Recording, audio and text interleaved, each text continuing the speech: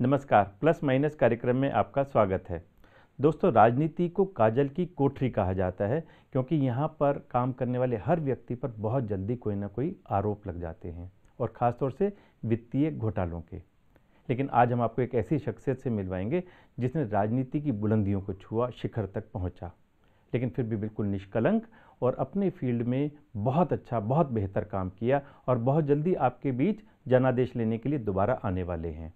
हम बात कर रहे हैं मोदी सरकार में वन एवं पर्यावरण मंत्री और साथ साथ विज्ञान एवं प्रौद्योगिकी मंत्री डॉक्टर हर्षवर्धन के बारे में। उनसे मिलेंगे, लेकिन पहले एक नज़र उनके अब तक के राजनीतिक सफर पर। डॉक्टर साहब के नाम से मशहूर डॉक्टर हर्षवर्धन भारत सरकार में केंद्रीय विज्ञान एवं प्रौद्योगिकी और पर्यावरण, वन एवं जलवायु परिवर्तन, पृथ्वी विज्ञान मंत्री हैं। वर्तमान में वे 16वीं लोकसभा में संसद सदस्य के रूप में दिल्ली के चांदनी चौक का प्रतिनिधित्व करते हैं।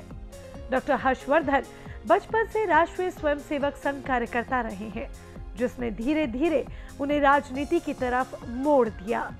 हर्षवर्धन दिल्ली विधानसभा चुनाव के इतिहास में कभी नहीं हारे हैं। लोकसभा से पहले वे दिल्ली विधानसभा चुनाव में बीजेपी की तरफ से दिल्ली मुख्यमंत्री उम्मीदवार के रूप में चुने जा चुके हैं। उनकी इस दूरगामी सोच का ही नतीजा है कि आज राजधानी दिल्ली पोलियो मुक्त शहरों की सूची में शामिल हुई। पोलियो कार्यक्रम की कामयाबी पर हर्षवर्धन को विश्व स्वास्थ्य संगठन और पूर्व अमेरिकी राष्ट्रपति बराक ओबामा से भी तारीफ प्राप्त कर चुके हैं। पर्यावरण, वन एवं जलवायु परिवर्तन मंत्री के तौर पर इन्होंने पर्यावरण की रक्षा के लिए एक बड़े नागरिक अभियान ग्रीन गुड डीड्स की शुरुआत की है। इस अभियान को ब्रिक्स देशों ने अपने आधिकारिक प्रस्ताव में शामिल किया है। अपने उपनाम कुकू की जगह डॉक्टर साहब के तौर पर मशहूर डॉक्टर हर्षवर्धन अपनी ईमानदार छवि के लिए पार्टी के अधिकारियों की पसंद है। देखिए प्लस माइनस में राकेश गुप्ता की केंद्रीय विज्ञान एवं प्रौद्योगिकी मंत्री डॉक्टर हर्षवर्धन से खास बातचीत।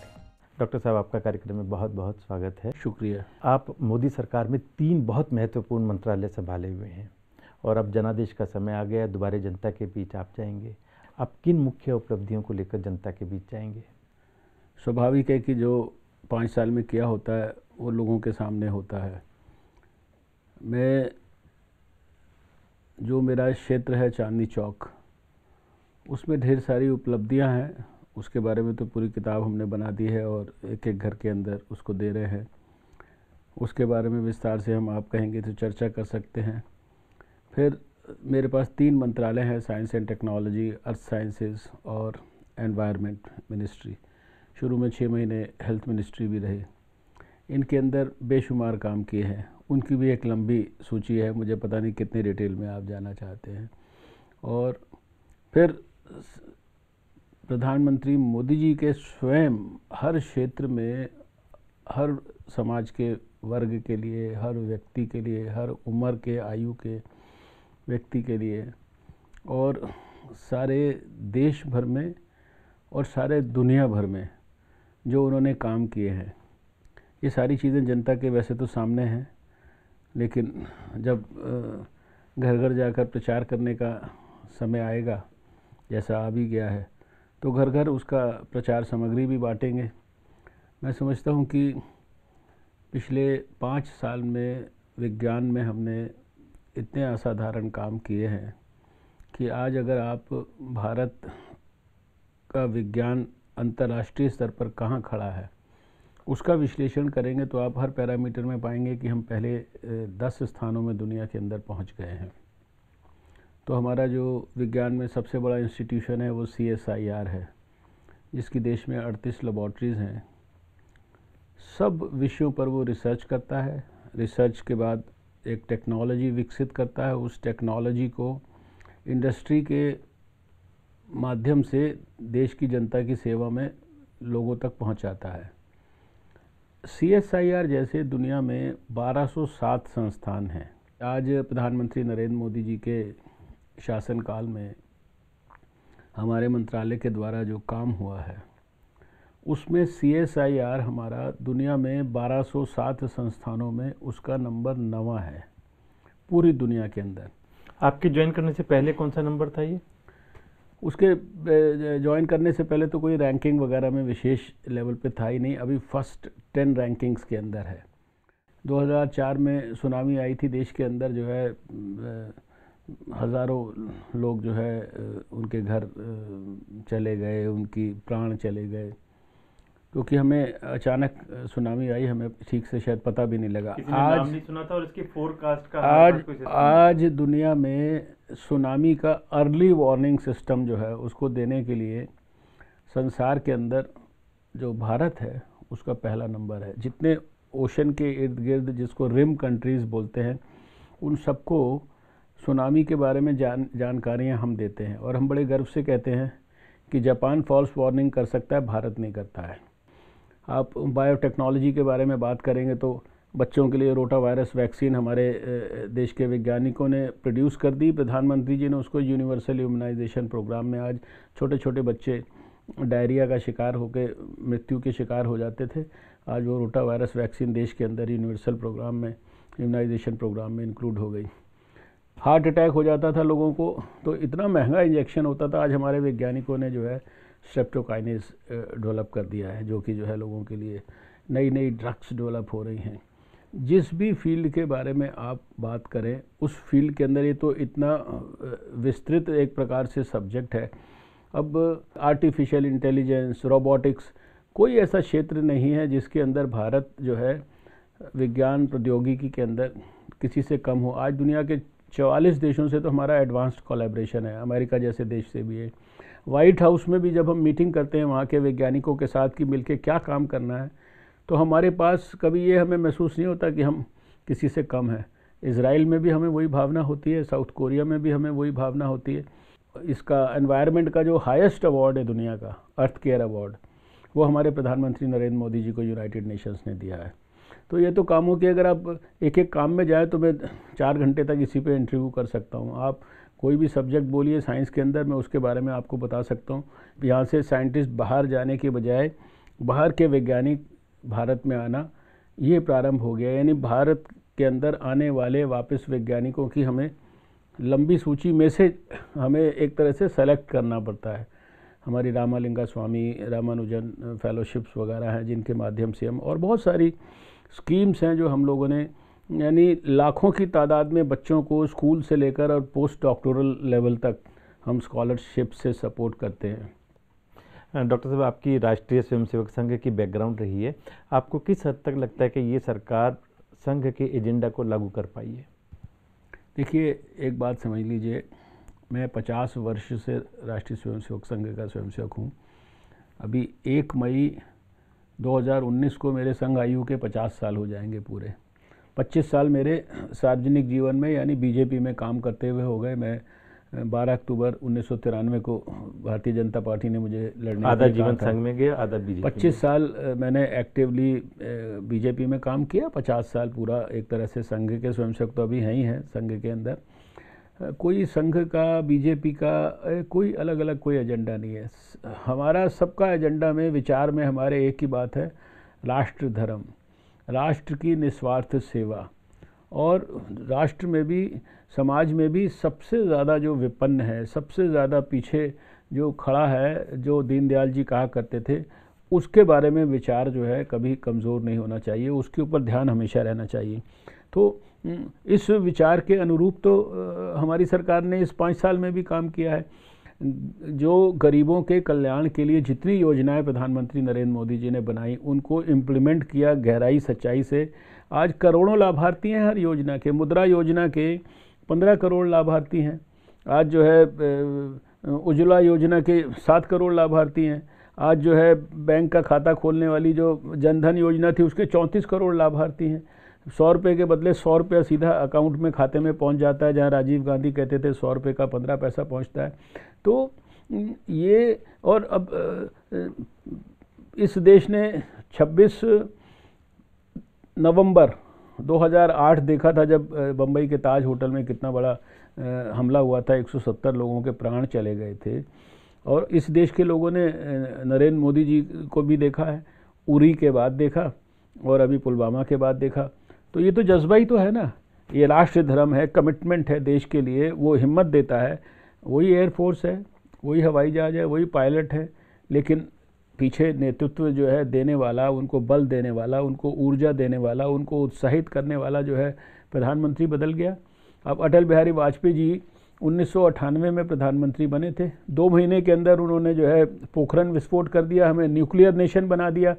तो ये जज्बा था ना, कवि हृदय थे, लेकिन 2 महीने में इतना बड़ा फैसला करके भारत को कहाँ पहुँचा दिया। अभी आपने देखा कि नरेंद्र मोदी जी ने, उन्होंने हमें न्यूक्लियर नेशन बनाया। हाँ, नरेंद्र मोदी जी ने हमको आज स्पेस पावर बना दिया है।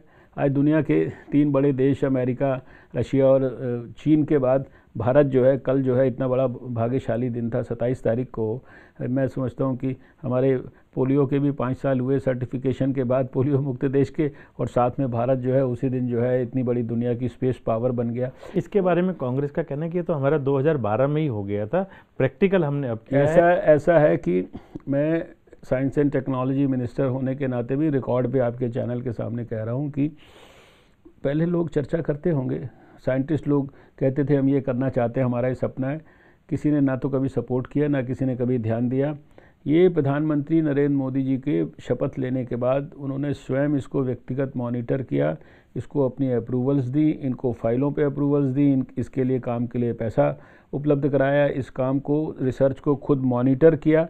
और हमें खुशी है कि इसी 5 साल में उन्होंने दुनिया के सामने जो है वो करके दिखा दिया। आपने देखा ही कि कितने ज़बरदस्त तरीके से जो है कल देश के लिए कितना बड़ा खुशी का दिन था। उन्होंने सारे देश को स्वयं अपने श्रीमुख से बताया, और स्पेस जो है उसके तो वो स्वयं मंत्री भी हैं, उनका अधिकार भी है। डॉक्टर साहब, जब हम विकास और पर्यावरण की बात करते हैं तो दोनों बिल्कुल विपरीत दिशाएं दिखती हैं।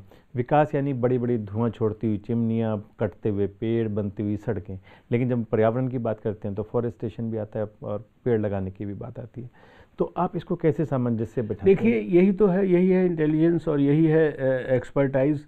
और इसीलिए जो हमारे यहाँ पर्यावरण के अंदर जो कमेटियाँ होती हैं, वो वहाँ कोई पॉलिटिशियन बैठ के जो है कोई क्लियरेंसेस नहीं देते हैं, वो वैज्ञानिक लोग देते हैं, वो इंटेलेक्चुअल लोग देते हैं। उनके पास सब प्रकार की नॉलेज है, जानकारियाँ हैं, हर एक चीज़ के लिए रूल्स हैं, रेगुलेशंस हैं। और देखिए, डेवलपमेंट भी ज़रूरी है और पर्यावरण की रक्षा भी ज़रूरी है। दोनों के बीच में सामंजस्य बैठाना भी ज़रूरी है, दोनों के बीच में बैलेंस भी ज़रूरी है। और वो बैलेंस ईमानदारी से, पारदर्शी तरीके से बैठाया जाए। ये भी सुनिश्चित किया जाए कि देश की विकास की गति भी ना रुके, और देश के अंदर जो है पर्यावरण को भी ऐसा हानि नहीं होनी चाहिए कि जिससे लोगों का नुकसान हो। तो उस सामंजस्य को भी बैठाया जाता है। अगर एक पेड़ काटना पड़ता है किसी चीज़ के लिए, तो उसके बदले जो है 10 पेड़ लगाने भी पड़ते हैं। ऐसे रूल्स हैं, उनको रूल्स को फॉलो कराने के लिए जो है तरीके हैं, इम्प्लीमेंटेशन प्रोग्राम्स हैं, मॉनिटरिंग प्रोग्राम्स हैं। तो बाय एंड लार्ज ये पूरी कोशिश होती है कि कोई भी क्लियरेंसेस इस प्रकार की ना दी जाए जिसके कारण कोई पर्यावरण का बहुत बड़ा नुकसान हो। और कोशिश यही होती है हमेशा कि पर्यावरण के कॉस्ट पर जो है डेवलपमेंट नहीं होना चाहिए। इसलिए ये तो एक्सपर्ट लोग जो है तय करते हैं, और एक्सपर्ट्स लोग भी हम लोग बड़े पारदर्शी तरीके से, जो बेस्ट पॉसिबल साइंटिस्ट होते हैं, उनको किसी दुनिया के किसी व्यक्ति विशेष से इंटरेस्ट नहीं होता। उनको रूल पता है, उनको प्रिंसिपल पता है, उनको दिशा पता है, वो उसके अनुरूप जो है वो क्लियरेंसेस देते हैं। डॉक्टर साहब, बहुत लंबी लिस्ट है आपकी अचीवमेंट्स की, और उस पर चर्चा करने लगेंगे तो वाकई बहुत समय चाहिए। जब आप दिल्ली में स्वास्थ्य मंत्री थी तो आपने एक सपना देखा था दिल्ली को, देश को और दुनिया को पोलियो मुक्त करने का, और आप उसमें सफल भी हुए। पूरी दुनिया भर में आपकी तारीफ हुई, बहुत सारे अवार्ड भी मिले। इसी तरह से इस मंत्रालय में रहते हुए इस सरकार में पिछले 5 साल में आपकी सबसे बड़ी उपलब्धि कौन सी रही? देखो, किसी पर्टिकुलर उपलब्धि को सबसे बड़ी उपलब्धि कहना ये तो ठीक नहीं होगा, क्योंकि हर एक चीज़ का बहुत इम्पोर्टेंस है। विज्ञान में इतनी सारी चीज़ें की हैं, लेकिन जैसा मैंने कहा कि विज्ञान को भी, जैसे आपने पोलियो की बात की, तो पोलियो एक ऐसा सपना था। जब दिल्ली में स्वास्थ्य मंत्री बनने का मौका मिला तो दुनिया के 60% पोलियोग्रस्त बच्चे भारत में होते थे, उसका 10% दिल्ली में होता था। और सारे दुनिया में लोग बोलते थे, भारत के अंदर जो जब बात करते थे इसके लिए विश्व स्वास्थ्य संगठन वाले, तो कहते थे भारत में कैसे हो सकता है, इतने सारे बच्चे एक साथ कैसे उनको देकर कैसे हम इसको जड़ से ख़त्म कर सकते हैं।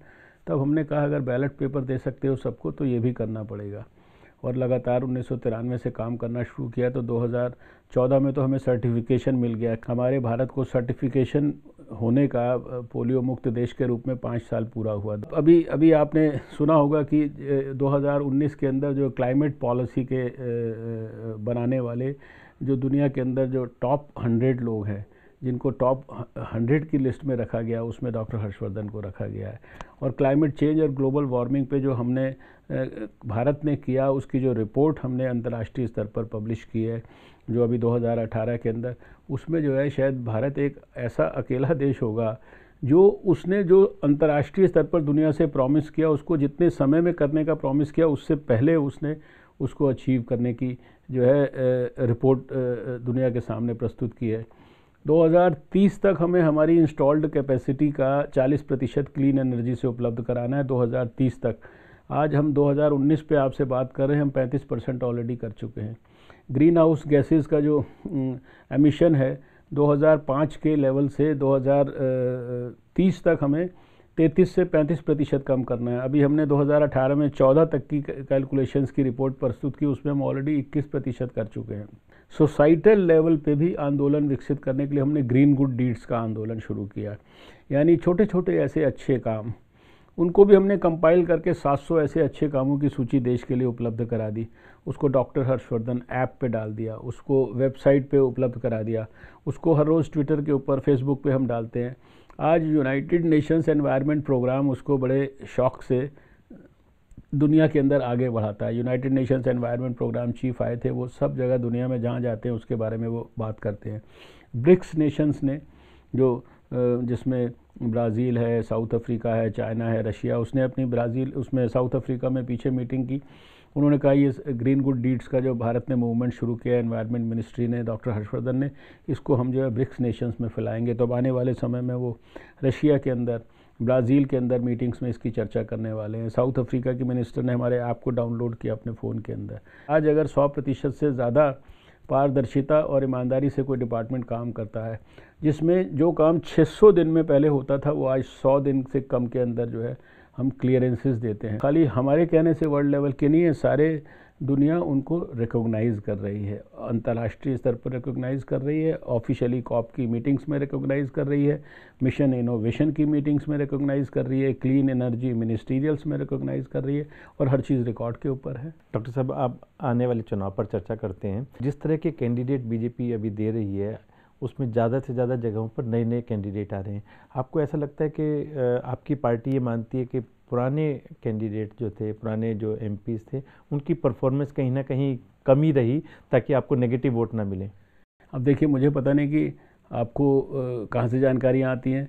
अभी तो पार्टी ने कोई कैंडिडेट डिक्लेयर नहीं किया। अभी तो पार्टी के लिए, दिल्ली के लिए कोई ऑल इंडिया की बात कर रहा हूँ। हाँ, मैं ऑल इंडिया की ही बात कर रहा हूँ। इलेक्शन कमेटी की कोई दिल्ली के अंदर कोई मीटिंग नहीं हुई है। और अब बाकी तो देखिए, सारे देश के कैंडिडेट्स जो है वो पार्टी तय कर रही है। तो पार्टी के अंदर जो विचार विमर्श करके जो कैंडिडेट्स वगैरह को तय करते हैं, तो देखिए जो चुनाव के अंदर आप देखें, मेजॉरिटी कैंडिडेट्स तो वही हैं जो पुराने हैं, जो कम से कम मैंने टेलीविज़न पे देखा है। और अगर कहीं कोई बदला भी जाता है तो उसके लिए बहुत सारी गणित होती है। देखिए, चुनाव होता है, हमेशा जीतने के लिए जीता जाता है। तो ये तो एक इलेक्शन कमेटी में बहुत वरिष्ठ लोग होते हैं, वो सारी चीज़ों का विश्लेषण करते हैं, सारी जिम्मेदारियां देखते हैं। फिर कई बार कैंडिडेट्स को जो है उस नाते जो है कैंडिडेट्स को तय किया जाता है। तो इसमें मैं नहीं समझता कि कोई ऐसी कोई एबनॉर्मल चीज़ है। ये तो सब पार्टियों के अंदर कैंडिडेट्स आते हैं, जाते हैं, अदला बदली होती है, ये सारी चीज़ें होती है, क्योंकि चुनाव जो होता है वो जीतने के लिए कैंडिडेट प्रस्तुत किया जाता है। तो पार्टी के पास अपना विश्लेषण होता है। हो सकता है किसी का कम परफॉर्मेंस होगा, किसी का ज़्यादा होगा, किसी की उपयोगिता एक जगह होगी, किसी की उपयोगिता दूसरी जगह होगी।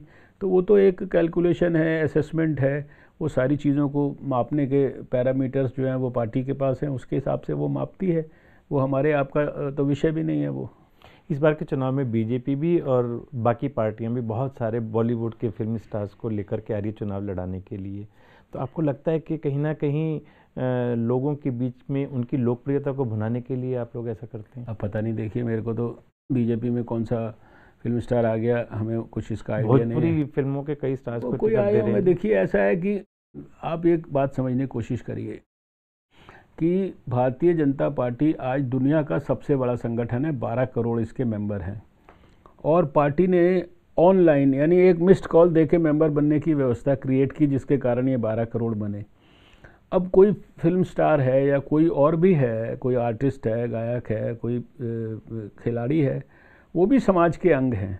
जैसे समाज के हर व्यक्ति के अंदर उत्साह है कि वो नरेंद्र मोदी जी के लिए काम करे, नरेंद्र मोदी जी के साथ काम करे, भारतीय जनता पार्टी का सदस्य बन के देश के लिए सेवा करे, ऐसे किसी भी वर्ग के किसी भी आदमी में हो सकता है।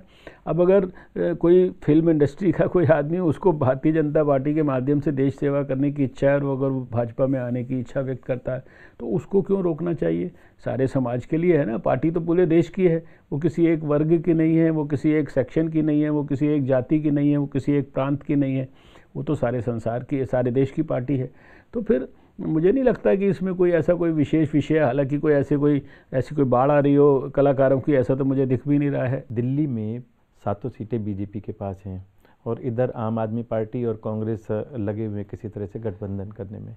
दे हैव नथिंग टू लूज़। आपको लगता है कि दिल्ली में दोबारा से 7 सीटें बीजेपी ले पाएगी? 100% 7 सीटें आएंगी, यानी 100% सीटें आएंगी। पहली बात तो मुझे ये कहना है, गठबंधन करते हैं नहीं करते हैं हमारे लिए एकदम नॉन इश्यू है। अगर मुझसे व्यक्तिगत पूछे, मैं तो रिकॉर्ड पे बोला, अखबार वालों को भी बोला, हर इंटरव्यू में बोलता हूँ कि गठबंधन कर लें तो और अच्छा है, क्योंकि गठबंधन किए हुए कांग्रेस और आम आदमी पार्टी जो एक दूसरे के एक सिक्के के दो रूप ही हैं, है ना। पहले कांग्रेस को हम भ्रष्टाचार का पर्यायवाची बोलते थे, अब हमारे को जो आम आदमी पार्टी है उसको भी भ्रष्टाचार का पर्यायवाची कहने में कोई संकोच नहीं है। तो ये दोनों मिलके भी लड़ेंगे और इन दोनों को मिलके लड़ने पे जो हराने के अंदर जो आनंद की अनुभूति होगी वो किसी चीज़ में नहीं है। जब मिलके लड़ेंगे तब तो फिर पब्लिक को, हमें तो कुछ जाके बताना ही नहीं पड़ेगा, पब्लिक को स्वयं ही पता लग जाएगा कि इनका असली चरित्र क्या है। ये अरविंद केजरीवाल, इसने कितनी कस्में खाई, कितना इसने जो है कांग्रेस के लोगों को दुनिया का सबसे बड़ा भ्रष्टाचारी बताया, कितनी बड़ी कंप्लेंट लेके 400 पेज की शीला दीक्षित जी के खिलाफ नई दिल्ली पुलिस स्टेशन में गया था, कहता था ट्रक भर के उनके खिलाफ मेरे पास सबूत हैं। हर कांग्रेस के बड़े नेता के खिलाफ कितना बड़ा बड़ा ये भ्रष्टाचार के आरोप लगाता था। अब उन्हीं के आगे नाक रगड़ रहा है, उन्हीं के आगे गिड़गिड़ा रहा है। तो इससे आप अंदाज़ा लगा लो कि इनकी ज़मीन पर क्या स्थिति है। यानी 67 सीटें प्राप्त करने वाली जो पार्टी है उसकी स्थिति ये हो गई कि जिसको 0 मिले उस पार्टी के आगे गिड़गिड़ा रहे हैं। तो इसी से आप अंदाज़ा लगा लो कि दिल्ली में 7 होगा कि नहीं होगा, क्योंकि इनका जो एक्सपोजर है वो अच्छी तरह से हो गया है। दोनों को जो है यानी अभी तो वो करने के लिए भी जो है कॉन्फिडेंस नहीं है, ना करने पे भी कॉन्फिडेंस नहीं है। उनको कुछ क्लैरिटी नहीं है, क्योंकि उनके पल्ले कुछ है ही नहीं, बताने के लिए जनता के पास कुछ नहीं है। अरविंद केजरीवाल ने 4 साल में प्रधानमंत्री नरेंद्र मोदी जी को एब्यूज़ करने के अलावा, बदतमीज़ी के शब्दों का प्रयोग करने के अलावा और उसने किया क्या है? 5 साल के बाद कोई अचीवमेंट एक तो बताएं। 500 स्कूल कहाँ गए, 20 कॉलेज कहाँ गए, वाईफाई कहाँ गया, इतनी दुनिया भर की, इतना 70 पॉइंट का मैनिफेस्टो बनाया था। वो भी कहेंगे कि आपके 2 करोड़ लोगों को रोजगार देने का आपका काला धन का कहाँ गया? एक भी बात अगर करके दिया तो, अरे भाई हमारा तो जो है दुनिया के अंदर सारे, आज संसार में पाकिस्तान को छोड़ दीजिए तो दुनिया का हर देश जो है प्रधानमंत्री मोदी की उनके कामों के कारण इज्जत करता है। सारे दुनिया के अंदर आज कहते हैं कोई भी अगर नया डेवलपमेंट होता है तो लोग कहते हैं पहले भारत से पूछो, प्रधानमंत्री मोदी से पूछ लो। ये हमने कमाया है। हमने ये कमाया है कि इजराइल वाले राष्ट्रपति भी इज्जत करते हैं मोदी जी की और पैलेस्टीन वाले उनको अपना हाईएस्ट अवार्ड देते हैं। हमने ये कमाया है कि इस्लामिक नेशंस जो है पाकिस्तान से पहले भारत को जो है अपनी मीटिंग के अंदर बुलाते हैं। हमने ये कमाया है कि सऊदी अरेबिया जैसा भी देश अपना हाईएस्ट अवार्ड प्रधानमंत्री को देता है। साउथ कोरिया जो है अपना जो है सियोल पीस प्राइज़ प्रधानमंत्री को देता है। यूनाइटेड नेशंस अपना हाईएस्ट अवार्ड देता है। ये ऐसे ही नहीं दे रहे हैं। और मैं समझता हूँ कि भ्रष्टाचार के ख़िलाफ़ तो जितनी गहराई से, सच्चाई से प्रधानमंत्री ने काम किया, चाहे वो जीएसटी लागू किया, चाहे वो नोटबंदी की, चाहे वो स्पेशल इन्वेस्टिगेशन टीम, पहली कैबिनेट का फैसला था। सुप्रीम कोर्ट 3 साल से कह रहा था स्पेशल इन्वेस्टिगेशन टीम बनाओ भ्रष्टाचार के ऊपर नज़र रखने के लिए। हमारी कैबिनेट ने 2014 में ये पहला फैसला किया था। और फिर कितने हमने नए कानून बनाए हैं बेनामी प्रॉपर्टी के संदर्भ में, इनकम टैक्स के संदर्भ में, क्योंकि प्रधानमंत्री जी ये बिल्कुल उनको स्पष्ट है कि जो भी जनता के हित में है और जो जिससे जनता को फ़ायदा होगा, भले ही थोड़ी देर के लिए जनता को कम अच्छा लगे, वो देश को आगे ले जाने वाले किसी भी काम में वो संकोच नहीं करते हैं। और आपने देखा नोटबंदी की आप बात करें, सारा देश लाइन में लगा, एक आदमी ने जो है उफ नहीं की, एक आदमी ने प्रधानमंत्री मोदी की नीयत के ऊपर कोई शक नहीं किया। जीएसटी हुआ, सारे व्यापारियों को कठिनाइयाँ हुई, लेकिन व्यापारियों से ही पूछ पूछ के उनकी सारी कठिनाइयों को एक एक करके उन्होंने सिंप्लीफाई किया। मैंने ही कितने सारे सजेशंस अपने यहाँ पर व्यापारियों से पूछ के जो है मैंने बहुत सारी लिस्टें बना के दी। मैं बाद में लोगों से पूछता था, भाई इसमें से कितने आपके जो मैंने सजेशंस आपसे लेके दिए प्रधानमंत्री जी को, तो मैंने 2 बार दिए, दोनों बार मुझे ये मिला कि 90% जो सजेशंस हैं उन्होंने उनको लागू कर दिया, इम्प्लीमेंट कर दिया। तो प्रधानमंत्री जी को तो किसी के सर्टिफिकेट की ज़रूरत नहीं है। आज वो कह रहे हैं कि भ्रष्टाचार के खिलाफ चौकीदार बन जाओ, आतंकवाद के खिलाफ चौकीदार बन जाओ, जो गंदगी है उसके खिलाफ चौकीदार बन जाओ, समाज में कुरीतियों के खिलाफ चौकीदार बन जाओ। अगर प्रधानमंत्री ने ईमानदारी से काम ना किया होता, भ्रष्टाचार के खिलाफ उनके जज्बा ना होता, आतंकवाद के खिलाफ उनका जज्बा ना होता, तो आज करोड़ों लोग अपने ट्विटर हैंडल के ऊपर अपने नाम के आगे चौकीदार लगा लेते, क्योंकि प्रधानमंत्री ने कहा है। आखिर कुछ किया है देश के लोग, उनका 130 करोड़ लोग बहुत हृदय से, मन से जो है प्रधानमंत्री मोदी जी का सम्मान करते हैं। और मैं तो एक बात और बोलता हूँ, और बड़े डंके की चोट पे बोलना चाहता हूँ कि 2014 में भारत के 132 करोड़ लोगों का ये सौभाग्य है, दैवी कृपा हुई है भारत के लोगों के ऊपर कि उनको नरेंद्र मोदी जैसा एक जिसे कहते हैं बहुत ही कर्मयोगी प्रधानमंत्री मिला है, जो गरीबों के लिए मसीहा है, देश के लिए मसीहा है, और जिसके नेतृत्व में निश्चित रूप से आने वाले वर्षों में भारत विश्व गुरु की ऊंचाइयों पर पहुंचेगा। बहुत बहुत धन्यवाद डॉक्टर साहब, आपने अपना समय निकाला और हमारे दर्शकों को अपने मंत्रालय के बारे में भी बताया और साथ ही उन मुद्दों को भी बताया जिनको लेकर आप जनादेश के लिए दोबारा जाएंगे। दोस्तों, अगले सप्ताह प्लस माइनस कार्यक्रम में फिर मुलाकात होगी। नमस्कार। अब समय है इस हफ्ते के क्विज कॉन्टेस्ट का।